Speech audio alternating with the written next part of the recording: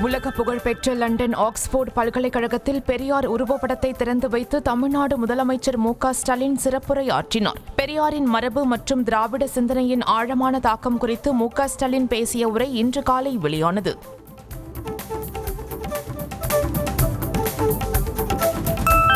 2025ஆம் ஆண்டு வெளியான தரவரிசை பட்டியல் மூலம் உயர்கல்வியில் தமிழ்நாடு சிறந்து விளங்குவது மீண்டும் ஒருமுறை நிரூபணமாகி உள்ளதாக முதலமைச்சர் மு.க.ஸ்டாலின் பெருமிதம் தெரிவித்திருக்கிறார். இதுகுறித்து அவர் வெளியிட்டிருக்கும் எக்ஸ் வலைதள பதிவில் தமிழ்நாட்டின் உயர்கல்வி சூழலுக்கு கிடைத்த வெற்றி இது என பெருமிதம் தெரிவித்திருக்கிறார். இந்தியா கூட்டணி என்பது மு.க.ஸ்டாலின் குடும்பம் அதிகாரத்திற்கு வருவதற்காக ஏற்படுத்தப்பட்டதே தவிர முல்லைப் பெரியாறு பிரச்சனையை தீர்ப்பதற்காக அல்ல என அதிமுக பொதுச் செயலாளர் எடப்பாடி பழனிசாமி குற்றம் சாட்டியிருக்கிறார். தேனி ஆண்டிப்பட்டி தொகுதி எஸ்.எஸ்.புரத்தில் பிரச்சாரம் செய்த அவர் கூட்டணியில் இருக்கும் கேரள அரசுடன் பேசி முல்லைப் பெரியாறு அணையின் நீர்மட்டத்தை உயர்த்தியிருக்கலாம் என்றார். ஜல்லிக்கட்டு போட்டியில் உள்ளூர் மக்களை புறக்கணித்து ஊழல் செய்தது திமுக அரசு என அதிமுக பொதுச் செயலாளர் எடப்பாடி பழனிசாமி குற்றம் சாட்டினார். மதுரை சோழவந்தான் தொகுதிக்கு உட்பட்ட வாடிப்பட்டியில் பிரச்சாரம் செய்த அவர் அலங்காநல்லூர் ஜல்லிக்கட்டில் டோக்கன் சிஸ்டம் கொண்டு வந்து கட்சி நிர்வாகிகளுக்கு மட்டும் வழங்கியதாக குற்றம் சாட்டினார்.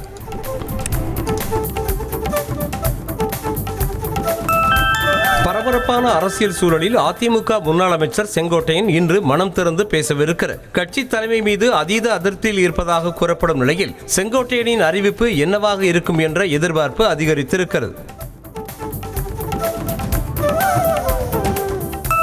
டிடிவி தினகரன், ஓ பன்னீர்செல்வம் ஆகியோர் தங்களது முடிவை மறுபரிசீலனை செய்ய வேண்டும் என வேண்டுகோள் விடுத்ததாக பாஜக முன்னாள் மாநில தலைவர் அண்ணாமலை கூறினார். சென்னை டி நகரில் செய்தியாளர்களுக்கு பேட்டியளித்த அவர் டிடிவி தினகரன், ஓபிஎஸ் ஆகிய இருவரும் பெருந்தன்மையுள்ள மனிதர்கள் என்பதால் நிச்சயம் மறுபரிசீலனை செய்வார்கள் என நம்பிக்கை தெரிவித்திருக்கிறார். பாஜக மீது தமக்கு எந்த அதிருப்தியும் இல்லை என அக்கட்சியின் முன்னாள் மாநில தலைவர் அண்ணாமலை தெரிவித்திருக்கிறார். சென்னை டி நகரில் செய்தியாளர்கள் எழுப்பிய கேள்விக்கு பதிலளித்த அவர் தன்னை பார்த்தால் அதிருப்தியில் இருப்பது போலவா தோன்றுகிறது என கேள்வி எழுப்பியதோடு வேலைப்பளு காரணமாகவே டெல்லி கூட்டத்துக்கு செல்ல முடியவில்லை என தெரிவித்திருக்கிறார். 2026 சட்டமன்ற தேர்தலில் தாவேக தலைவர் விஜய் தாக்கத்தை ஏற்படுத்துவார் என பாஜக முன்னாள் மாநில தலைவர் அண்ணாமலை கூறினார். சென்னை டி நகரில் செய்தியாளர்களை சந்தித்த அவர் தாக்கத்தை ஏற்படுத்துவது என்பது வேறு, வெற்றி பெற்று ஆட்சி அமைப்பது என்பது வேறு என்றும் இரண்டுக்கும் மிகப்பெரிய வித்தியாசம் உண்டு எனவும் தெரிவித்திருக்கிறார். 2026 சட்டமன்ற தேர்தலில் மக்கள் எதிர்பார்க்கும் கூட்டணியை விரைவில் பாமக அறிவிக்கும் என அக்கட்சித் தலைவர் அன்புமணி தெரிவித்துள்ளார். சேலம் மாவட்டம் தொப்பூரில் நடைபெற்ற வரவேற்பு விழாவில் பங்கேற்று பேசிய அவர் வரும் சட்டமன்ற தேர்தலுக்காக அனைவரும் ஒன்றுபட்டு செயல்பட வேண்டும் என அறிவுறுத்தினார். பட்டியல் சமூக அரசு ஊழியரை காலில் விழ வைத்தது தமிழினத்தை தலைக்குனிய வைக்கும் வெட்கக்கேடான செயல் என விசிக தலைவர் திருமாவளவன் கண்டனம் தெரிவித்திருக்கிறார். இதுகுறித்து முகநூல் பக்கத்தில் அவர் வெளியிட்டிருக்கும் பதிவில் கவுன்சிலர் காலில் விழ வைத்த சம்பவத்தில் ஈடுபட்ட அனைவர் மீதும் வன்கொடுமை தடுப்பு சட்டத்தின் கீழ் அரசு நடவடிக்கை எடுக்க வேண்டும் என வலியுறுத்தியிருக்கிறார். 2026 தேர்தல் நெருங்கி வரும் நிலையில் தாவேக தலைவர் விஜய் செப்டம்பர் 13ஆம் தேதி தனது சுற்றுப்பயணத்தை திருச்சியில் தொடங்க உள்ளதாக தகவல் வெளியாகியுள்ளது. முதற்கட்டமாக 5 வாரங்களுக்கு சுற்றுப்பயணம் திட்டமிடப்பட்டுள்ளதாகவும் முதல் வாரம் திருச்சி, பெரம்பலூர், அரியலூர், திருவள்ளூரில் சுற்றுப்பயணம் மேற்கொள்ள உள்ளதாகவும் தெரிவிக்கப்பட்டுள்ளது. இலங்கை தமிழர்கள் இந்தியாவில் தங்க அனுமதி அளித்துள்ள மத்திய பாஜக அரசுக்கு அதிமுக பொதுச் செயலாளர் எடப்பாடி பழனிசாமி நன்றி தெரிவித்திருக்கிறார். 2015ஆம் ஆண்டுக்கு முன் இலங்கையில் இருந்து இந்தியாவிற்கு குடியேறி அரசிடம் பதிவு செய்த இலங்கை தமிழர்களை சட்டப்பூர்வமாக தங்குவதற்கு மத்திய அரசு அனுமதி அளித்துள்ளது மகிழ்ச்சி அளிப்பதாக குறிப்பிட்டிருக்கிறார்.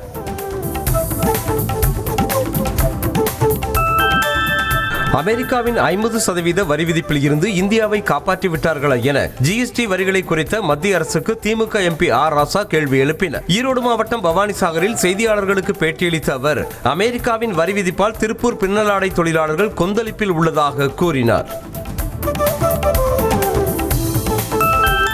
வருமானத்திற்கு அதிகமான சொத்து சேர்த்த வழக்கில் அமைச்சர் துரைமுருகனுக்கு எதிராக பிறப்பிக்கப்பட்ட பிடிவாரண்டை வரும் 15ஆம் தேதி அமல்படுத்த சென்னை சிறப்பு நீதிமன்றம் உத்தரவிட்டுள்ளது. 2007-2009 காலகட்டத்தில் வருமானத்துக்கு அதிகமாக ரூபாய் 1.40 கோடி சொத்து சேர்த்ததாக தொடரப்பட்ட வழக்கில் அமைச்சர் துரைமுருகன் நேரில் ஆஜராகாத நிலையில் பிடிவாரண்டை செயல்படுத்த உத்தரவிடப்பட்டது.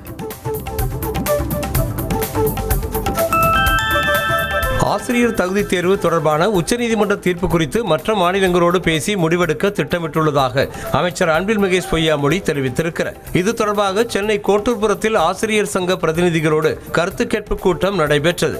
பின்னர் செய்தியாளர்களை சந்தித்த அவர் ஆசிரியர்களை பாதுகாக்க அனைத்து வழிமுறைகளையும் பின்பற்றுவோம் என்றார். 637 கோடி ரூபாய் வங்கிக் கடன் மோசடி வழக்கில் அரவிந்த் ரெமடிஸ் மருந்து நிறுவன பங்குகள் முடக்கப்பட்டுள்ளதாக அமலாக்கத்துறை தெரிவித்துள்ளது. மேலும் 15 லட்சம் பங்குகள் தொடர்பான ஆவணங்கள் பறிமுதல் செய்யப்பட்டுள்ளதாகவும் விசாரணையில் கமிஷன் கொடுத்து போலி நிறுவனங்களை நடத்தியதும் உறவினர்கள் பெயரில் நிறுவன உரிமையாளர்கள் சொத்துக்களை குவித்ததும் கண்டுபிடிக்கப்பட்டதாக தெரிவித்துள்ளது.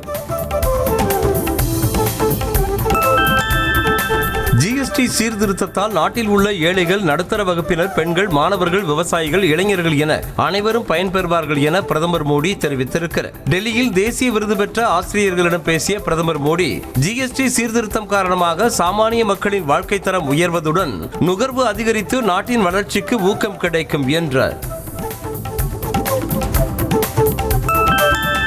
ஜிஎஸ்டி வரி குறைப்பு நவராத்திரி முதல் நாளில் இருந்து நடைமுறைக்கு வரும் என பிரதமர் மோடி கூறியுள்ளார். டெல்லியில் தேசிய ஆசிரியர் விருது பெற்றவர்களுடன் உரையாடிய போது ஜிஎஸ்டி வரி எளிமையாக்கப்பட்டு இந்தியாவின் துடிப்பான பொருளாதாரத்திற்கு 5 புதிய ரத்தினங்கள் சேர்க்கப்பட்டுள்ளதாகவும் ஜிஎஸ்டி 2.0 நாட்டுக்கான ஆதரவு மற்றும் வளர்ச்சிக்கான இரட்டை மருந்து எனவும் தெரிவித்தார்.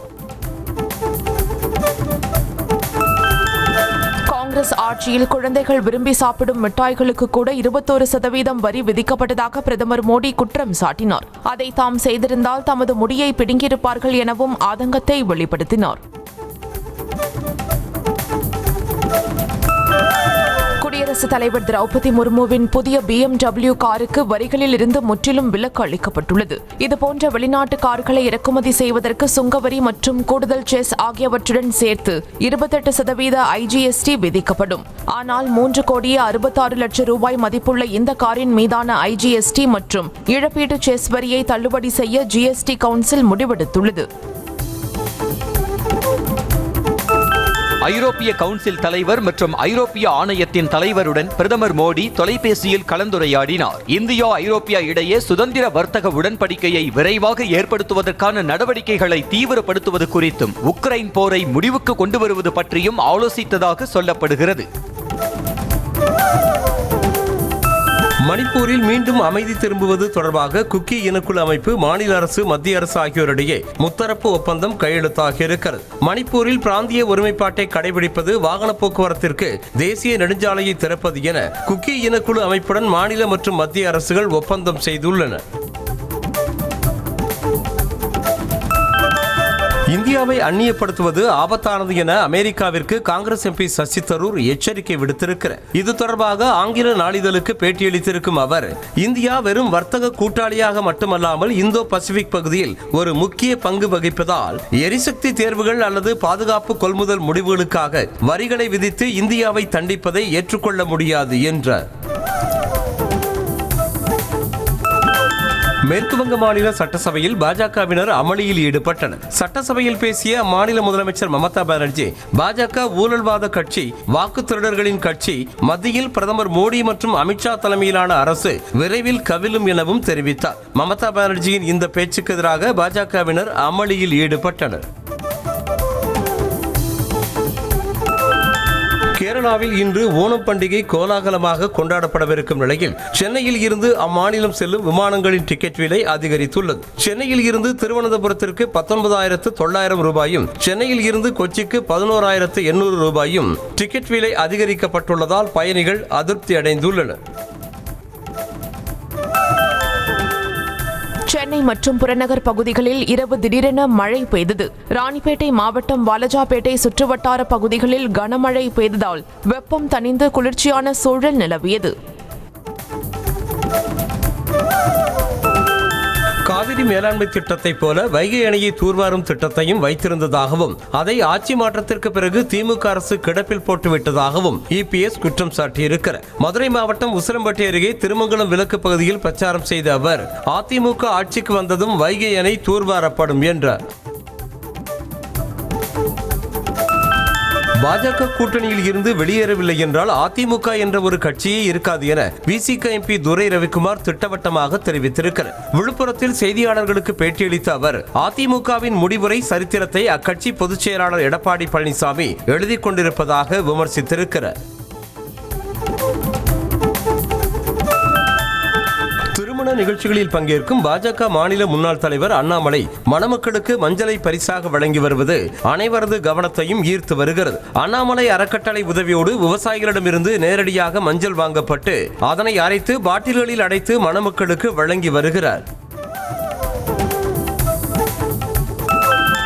பாஜகவில் புதிதாக பொறுப்பு அறிவிக்கப்பட்ட 28 பேரில் ஒருவர் கூட கிறிஸ்தவரோ முஸ்லிமோ இல்லை என அலிஷா அப்துல்லா குற்றம் சாட்டியிருக்கிறார். இதுகுறித்து முகநூல் பக்கத்தில் அவர் வெளியிட்டிருக்கும் பதிவில் கடந்த 3 ஆண்டுகளாக கட்சியில் உழைத்தும் எந்த பொறுப்பும் வழங்கப்படவில்லை என்றும் பாஜகவில் முஸ்லிம்களுக்கு இடமில்லை என்பதற்கு இதுவே சான்று எனவும் தெரிவித்திருக்கிறார். நாடுகளில் தெருநாய் பிரச்சினைக்கு என்ன தீர்வு காணப்பட்டுள்ளது என்பதை தெரிந்து அதை நம் நாட்டில் பின்பற்றலாம் என சென்னை உயர்நீதிமன்றம் யோசனை வழங்கியுள்ளது. இந்த வழக்கு விசாரணைக்கு வந்தபோது ராபிஸ் நோய் தாக்கிய நாய்களை எங்கு பராமரிக்கப் போகிறீர்கள், தனி காப்பகங்கள் அமைத்தால் நாய்களுக்கு உணவளிக்க செல்ல யாருக்கு தைரியம் உள்ளது என அடுக்கடுக்காக கேள்வி எழுப்பியது. தமிழகம் முழுவதும் உள்ள டாஸ்மாக் கடைகளில் காலி மதுபான பாட்டில்களை திரும்ப பெறும் திட்டத்தை நவம்பர் 30ஆம் தேதிக்குள் அமல்படுத்த தமிழ்நாடு அரசுக்கு சென்னை உயர்நீதிமன்றம் கெடு விதித்திருக்கிறது. காலி பாட்டில்களை திரும்ப பெறும் திட்டம் மாநிலத்தில் 15 மாவட்டங்களில் முழுமையாக அமல்படுத்தப்பட்டிருப்பதாக டாஸ்மாக் தரப்பில் தெரிவிக்கப்பட்டுள்ளது. மதுரை மாநகராட்சி வரி முறைகேடு வழக்கில் கைது செய்யப்பட்டுள்ள மேயரின் கணவருக்கு ஜாமீன் வழங்கக்கூடாது என அரசு தரப்பில் கடும் எதிர்ப்பு தெரிவிக்கப்பட்ட நிலையில் வழக்கு விசாரணை வரும் 10ஆம் தேதிக்கு ஒத்திவைக்கப்பட்டது. மாநகராட்சி வரி விதிப்பில் பல கோடி ரூபாய் முறைகேடு செய்தது தொடர்பாக மேயர் இந்திராணியின் கணவர் பொன் வசந்த் உட்பட 19 பேர் கைது செய்யப்பட்டனர். செம்மஞ்சேரியில் நீர்நிலையில் அமைக்கப்பட்டுள்ள காவல் நிலையத்தை அதே பகுதியில் வேறு இடத்துக்கு இடமாற்றம் செய்வது குறித்து அறிக்கை தாக்கல் செய்ய வேண்டும் என தமிழ்நாடு அரசுக்கு சென்னை உயர்நீதிமன்றம் உத்தரவிட்டுள்ளது. நீர்நிலையில் காவல் நிலையம் அமைப்பதற்கு எதிர்ப்பு தெரிவித்து அறப்போர் இயக்கத்தின் சார்பில் 2019ஆம் ஆண்டு பொதுநல வழக்கு தாக்கல் செய்யப்பட்டது.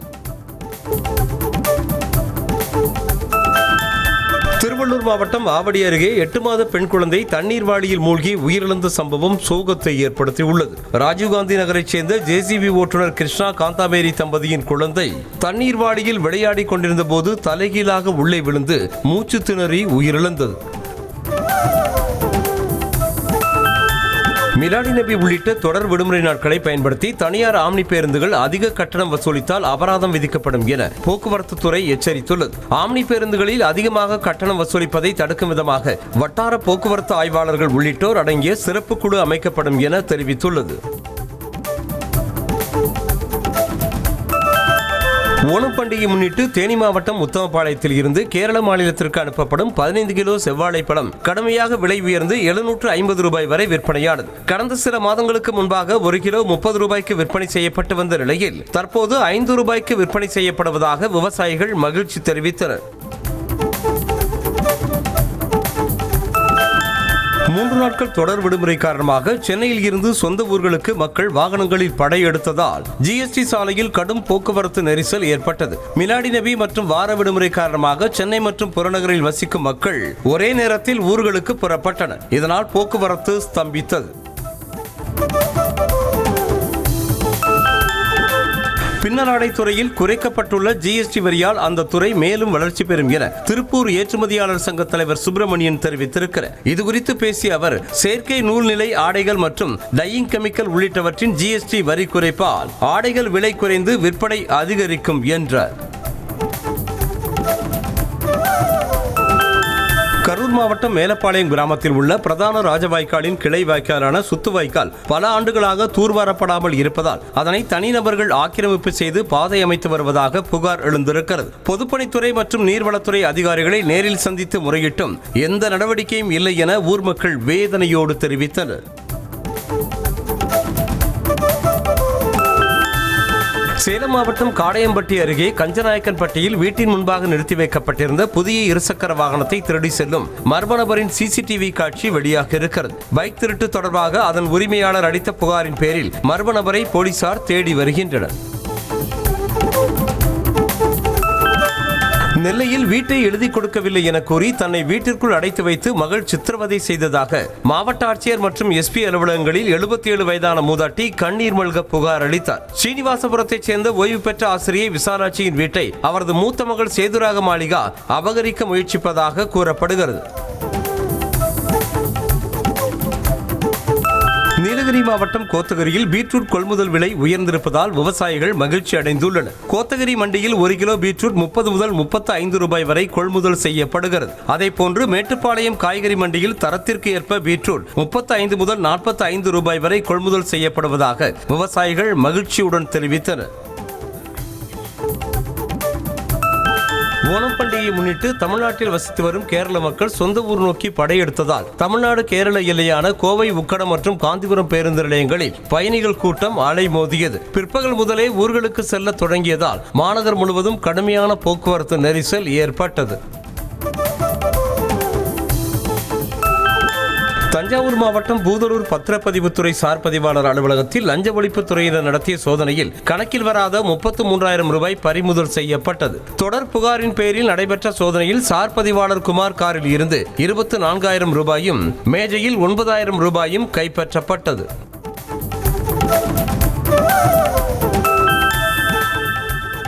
தஞ்சாவூர் மாவட்டம் கும்பகோணத்தில் டைமிங் பிரச்சனையில் 2 தனியார் பேருந்துகளின் நடத்துனர்கள் மோதிக்கொண்டதால் பரபரப்பு ஏற்பட்டது. புதிய பேருந்து நிலையத்தில் இருந்து தஞ்சாவூர் செல்லும் தனியார் பேருந்துகளான ராஜம், சமீர் ஆகியவற்றின் நடத்துனர்கள் டைமிங் பிரச்சனையில் ஒருவரை ஒருவர் தாக்கிக் கொண்டனர். இதை கண்ட பயணிகள் பேருந்தில் இருந்து இறங்கி அலறி அடித்துக் கொண்டு ஓடினர்.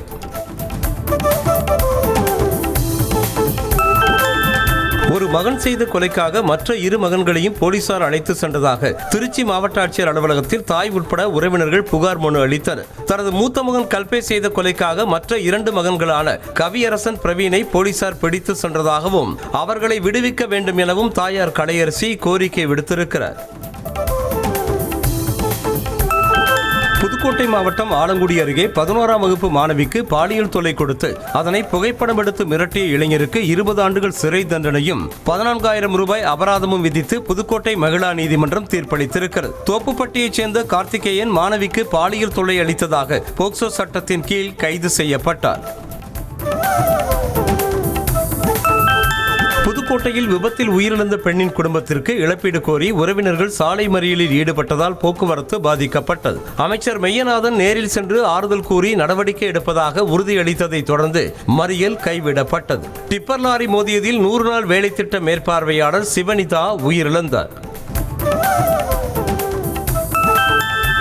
2023ஆம் ஆண்டு சிறந்த காவல் நிலையத்திற்கான முதலமைச்சர் கோப்பை தாம்பரம் மாநகர காவல் ஆணையரகத்திற்கு உட்பட்ட சங்கர் நகர் காவல் நிலையத்திற்கு அறிவிக்கப்பட்டுள்ளது. தமிழ்நாடு முழுவதும் சிறப்பாக செயல்படும் காவல் நிலையங்களுக்கு முதல்வர் கோப்பை அறிவிக்கப்பட்டு முதல்வரால் வழங்கப்பட்டு வருகிறது. தூத்துக்குடி மாவட்டம் முடுக்குமீண்டான்பட்டி கிராமத்தில் உள்ள கழுமாடசாமி கோவில் மற்றும் அங்குள்ள மயானம் ஆகியவற்றை மறித்து தனிநபர் சுவர் எழுப்பி வருவதை கண்டித்து விசிகாவினர் மற்றும் பொதுமக்கள் காத்திருப்பு போராட்டத்தில் ஈடுபட்டனர். தகவல் அறிந்து வந்த அதிகாரிகள் மக்களிடம் பேச்சுவார்த்தை நடத்திய நிலையில் உடன்பாடு எட்டப்படாததால் போராட்டத்தை தொடர்ந்தனர். தமிழ்நாட்டில் 500வது நபராக உடல் உறுப்பு தானம் செய்தவர் உடலுக்கு அமைச்சர் சுப்பிரமணியன் நேரில் சென்று இறுதி அஞ்சலி செலுத்தி மரியாதை செலுத்தினார். திருவள்ளூர் மாவட்டம் ஆவடி பகுதியைச் சேர்ந்த செல்லப்பன் கீழ்ப்பாக்கம் அரசு மருத்துவமனையில் மூளை சாவு அடைந்த நிலையில் குடும்பத்தார் சம்மதத்தோடு உடல் உறுப்புகள் தானம் செய்யப்பட்டன. ராணிப்பேட்டை மாவட்டம் ஆற்காடு அருகே லிப்ட் கொடுத்த நபரிடம் கத்தியை காட்டி மிரட்டி செல்போன் மற்றும் இருசக்கர வாகனத்தை வழிப்பறி செய்த இருவரை போலீசார் கைது செய்தனர். பைக்கில் சென்ற விவேகானந்தாவிடம் லிப்ட் கேட்டு ஏறிய தினேஷ்குமார் குறிப்பிட்ட இடத்தில் இறங்க வேண்டும் என கூறி கூட்டாளியுடன் சேர்ந்து கத்தியை காட்டி மிரட்டி வழிப்பறி செய்துள்ளான். தஞ்சாவூர் நேதாஜி கால்பந்து அகாடமி சார்பில் 14வது மாநில அளவிலான கால்பந்து போட்டி மாநகராட்சி கிட்டு மைதானத்தில் தொடங்கியது. 4 நாட்கள் நடைபெறும் இந்த போட்டியில் சென்னை, திருச்சி, மதுரை, ஒரத்தநாடு, தஞ்சாவூர், செங்கல்பட்டு ஆகிய ஊர்களில் இருந்து 24 அணிகளும் 300க்கும் மேற்பட்ட விளையாட்டு வீரர்களும் பங்கேற்றுள்ளனர். பிரதமர் மோடி மற்றும் அவரது தாயார் குறித்து அவதூறு பேசியதாக பீகாரில் இந்தியா கூட்டணியை கண்டித்து என்டிஏ கூட்டணி சார்பில் நடைபெற்ற முழு அடைப்பு போராட்டத்தின் போது பள்ளிக்கு செல்ல முயன்ற ஆசிரியரை பாஜகவினர் தடுத்து இழுத்து சென்ற சம்பவம் அதிர்ச்சியை ஏற்படுத்தியுள்ளது. இது தொடர்பான வீடியோ சமூக வலைதளங்களில் வெளியாகி நெட்டிசன்களின் கோபத்தை தூண்டியிருக்கிறது. அமெரிக்காவின் நியூயார்க் நகரில் நடைபெறும் ஐநா பொதுசபை கூட்டத்தில் பிரதமர் மோடி கலந்து கொள்ள மாட்டார் என டெல்லி வட்டாரங்கள் தெரிவித்துள்ளன. இந்திய பொருட்களுக்கு ட்ரம்ப் 50% வரி விதித்திருப்பதால் இருதரப்பு வர்த்தக உறவில் விரிசல் ஏற்பட்டுள்ளதால் பிரதமர் மோடிக்கு பதிலாக வெளியுறவுத்துறை அமைச்சர் ஜெய்சங்கர் பங்கேற்பார் என கூறப்படுகிறது. சீனாவில் ஷாங்காய் ஒத்துழைப்பு மாநாட்டுக்கு நடுவே RS லிமோசின் காரில் பயணம் செய்த போது பிரதமர் மோடியுடன் தாம் என்ன பேசினேன் என்பது குறித்த தகவலை ரஷ்ய அதிபர் புட்டின் வெளியிட்டுள்ளார். அலாஸ்காவில் அமெரிக்க அதிபர் டிரம்புடன் நடத்திய பேச்சுவார்த்தை குறித்து பிரதமர் மோடியிடம் எடுத்துரைத்ததாகவும் அதில் மறைப்பதற்கு ஒன்றும் இல்லை எனவும் புட்டின் தெரிவித்துள்ளார்.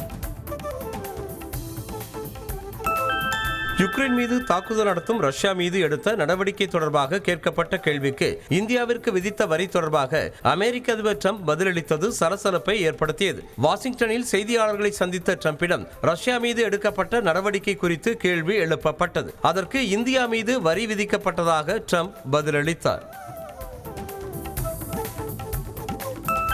பல்வேறு நாடுகள் மீதான வரி விதிப்பு நடவடிக்கை சட்டவிரோதம் என்ற தீர்ப்புக்கு எதிராக உச்சநீதிமன்றத்தில் அமெரிக்க அதிபர் ட்ரம்ப் மேல்முறையீடு செய்துள்ளார். அதில் உக்ரைன் போரால் ஏற்பட்டுள்ள தேசிய அவசர நிலையை சமாளிக்கவே ரஷ்யாவிடமிருந்து எண்ணெய் வாங்கும் இந்தியாவுக்கு எதிராக வரிகளை விதித்தோம் என தெரிவித்துள்ளார். ரஷ்யா சீனாவை எதிர்கொள்ள ராணுவ தயார் நிலையை அதிகரிக்க வேண்டும் என அமெரிக்க பாதுகாப்புத்துறைக்கு அதிபர் ட்ரம்ப் உத்தரவிட்டுள்ளார். 2ஆம் உலகப் போரின் 80வது ஆண்டு நிறைவை குறிக்கும் வகையில் சீனாவில் பிரம்மாண்ட ராணுவ அணிவகுப்பு நடைபெற்றது. இதை சீன அதிபர் ஜி ஜின்பிங்குடன் ரஷ்ய அதிபர் புதின் மற்றும் வடகொரிய அதிபர் கிம் ஜாங் உன் ஆகியோர் பார்வையிட்ட நிலையில் ட்ரம்ப் இவ்வாறு உத்தரவிட்டுள்ளார். நேபாளத்தில் உள்நாட்டு விதிமுறைகளின்படி பதிவு செய்ய தவறியதற்காக Facebook, X, இன்ஸ்டா, யூடியூப் உட்பட 26 முக்கிய சமூக வலைதளங்களுக்கு அந்நாட்டு அரசு தடை விதித்துள்ளது. நேபாளத்தில் தங்கள் நிறுவனங்களை பதிவு செய்து உள்ளூர் தொடர்பு அதிகாரியை நியமிக்க வேண்டும் என பலமுறை சமூக வலைதளங்களுக்கு அரசு நோட்டீஸ் அனுப்பியிருந்தது. செப்டம்பர் 7ஆம் தேதி ஞாயிற்றுக்கிழமை இரவு நிகழவிருக்கும் முழு சந்திரகிரகணம் இந்தியா உள்ளிட்ட நாடுகளில் தெளிவாக தெரியும் என அறிவியலாளர்கள் தெரிவித்துள்ளனர். மறைந்தும் மறையாமல் சிகப்பு நிறத்தில் தென்படும் நிலவை வெறும் கண்களால் பார்க்கலாம் எனவும் கூறியுள்ளனர். அமெரிக்காவின் வெள்ளை மாளிகையில் பிரபல தொழில் நிறுவனங்களின் சிஇஓக்களுக்கு அதிபர் ட்ரம்ப் நேற்றிரவு விருந்தளித்தார். இதில் மைக்ரோசாஃப்ட் இணை நிறுவனர் Bill Gates, Apple CEO Tim Cook, Meta CEO Mark Zuckerberg உள்ளிட்ட பலரும் கலந்து கொண்ட நிலையில் டெஸ்லா நிறுவனர் எலான் மஸ்க் புறக்கணித்தார். வெறும் 2 படங்களில் மட்டுமே பணியாற்றிய தனக்கு முதலாக கத்தி என்ற பெரிய படத்திற்கு இசையமைக்க வாய்ப்பு கொடுத்தது இயக்குனர் AR முருகதாசான் என இசையமைப்பாளர் அனிருத் நெகிழ்ச்சியோடு தெரிவித்திருக்கிறார். தாம் இந்த இடத்திற்கு வந்ததற்கு காரணமே AR முருகதாசான் என புகழாரம் சூட்டினார்.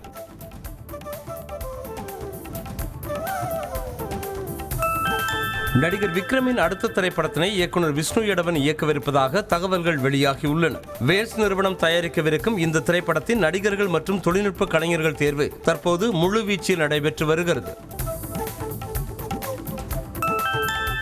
பாகுபலி படத்திற்கு பின் தனது கதை தேர்வில் இன்னும் அதிக கவனம் செலுத்துவதாக நடிகை அனுஷ்கா ஷெட்டி தெரிவித்துள்ளார். இதுகுறித்து பேசிய அவர், ஒரு படத்திற்கு 6 மாதங்கள் முதல் 1 வருடம் வரை செலவிடுகிறேன் என்றும் தாம் நல்ல கதைகளை மெதுவாக தேர்வு செய்ய விரும்புவதாகவும் கூறினார்.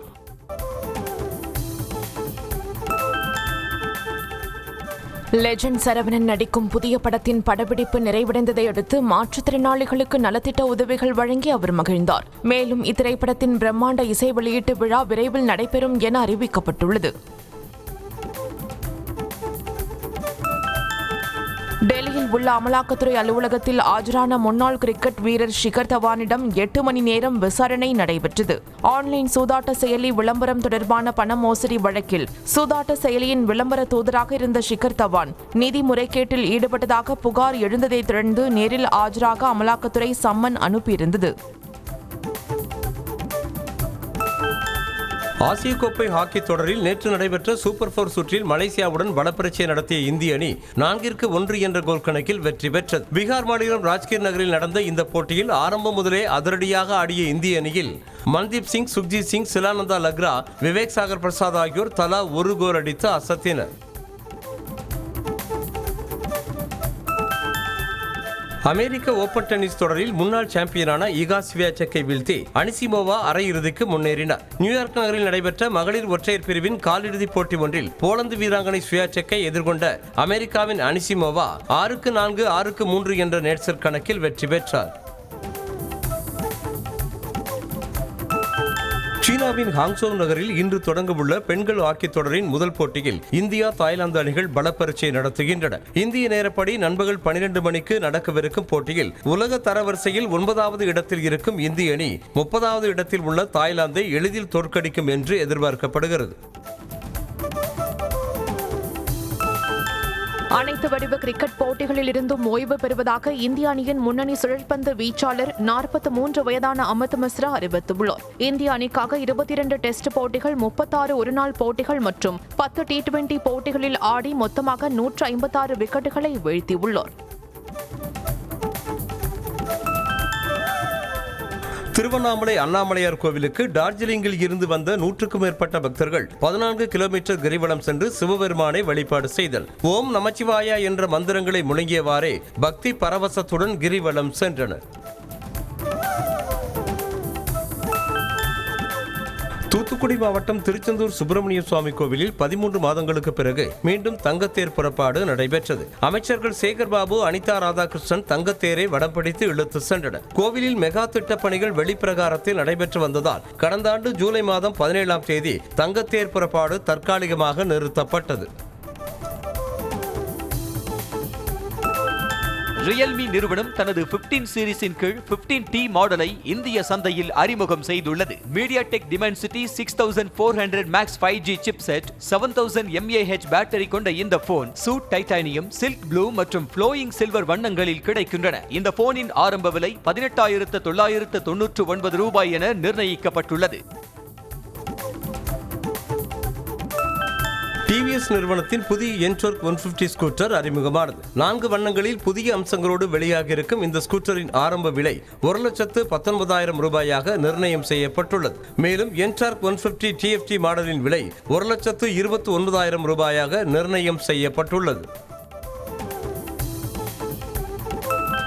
GST வரி விகிதம் மாற்றப்பட்டுள்ளதை அடுத்து இந்தியாவில் சிறிய ரக ஹேட்ச்பேக் முதல் நடுத்தர SUV வரை கார்கள் விலை கணிசமாக குறைகிறது. அதன்படி Tata Punch, Maruti Suzuki Swift Dzire, Hyundai Exter, Mahindra XUV 3XO, Tata Altroz, Kia Sonet போன்ற கார்களின் விலை கணிசமாக குறைகிறது.